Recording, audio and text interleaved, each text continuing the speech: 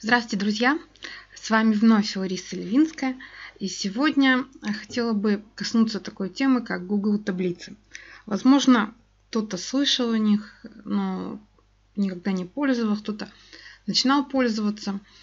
Хочу с вами поделиться, насколько это удобная штука, эти Google таблицы. Удобнее пользоваться, чем, например, тем же Excel. Я запускаю браузер.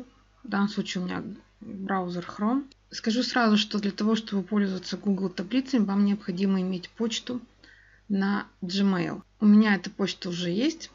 Если у вас почты нет, можно ее легко создать. Достаточно в браузере написать «Создать почту на Gmail». И вот, пожалуйста, зарегистрируйтесь в Gmail. Как создать аккаунт Gmail, куча информации. Делается это очень быстро и просто. Достаточно будет иметь мобильный телефон для подтверждения вашего аккаунта. У меня уже почта на Gmail есть. И я перехожу, вот справа вверху есть квадратик, состоящий из 9 точек. Запускаю квадратик.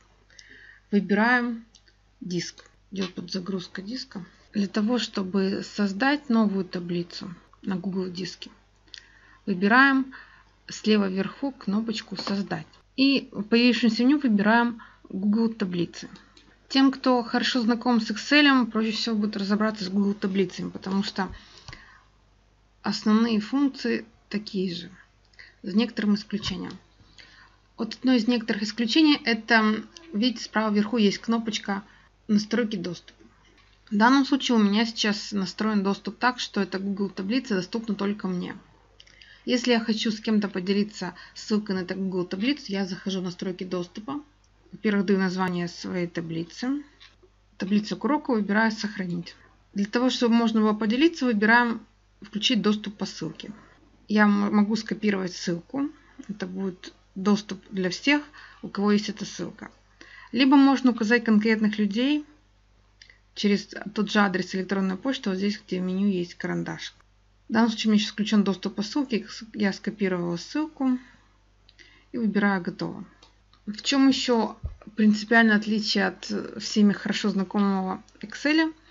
Это в том, что вы будете очень долго искать привычную кнопочку «Сохранить файл». Ее просто-напросто здесь нет.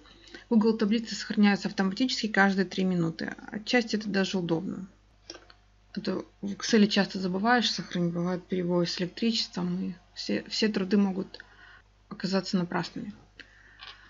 Я в принципе, не буду вам подробно рассказывать, как работать с Google таблицами, с всеми функциями. Единственное, что хотела бы показать, что очень удобно. Если, допустим, у вас большой объем текста, ширина ячейки, вы можете набрать какой-то текст, для того, чтобы он полностью поместился у вас в эту ячейку. Допустим, в этой ячейке.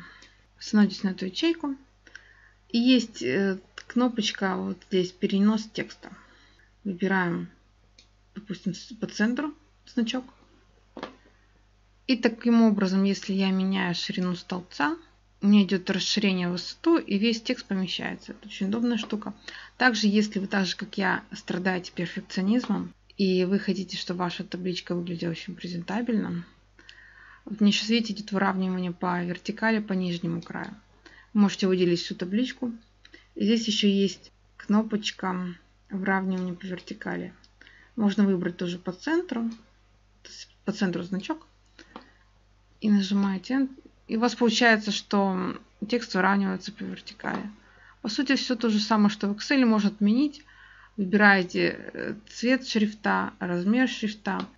Точно так же можно добавить строчки. Становимся на строчку или удалить строчки. Выбираем «Удалить строку», «Вставить строку», «Вставить ячейки». В принципе, все то же самое, что есть в Excel. Можно сделать эту таблицу в рамочку, красиво выбрать. Это тоже вверху есть меню «Границы». И выбираем границы уже, как нам необходимо. И при этом идет автосохранение. Будьте к этому готовы. И одно из главных достоинств Google таблицы состоит в том, что вы храните это на облаке, эту информацию в Google таблице. То есть вы не занимаете память, объем диска в своем компьютере либо ноутбуке, в отличие от того же всеми любимого Excel. Я надеюсь, что сегодняшнее видео было для вас полезным. Ставьте лайки, подписывайтесь на канал. С вами была Лариса Левинская. До скорой встречи!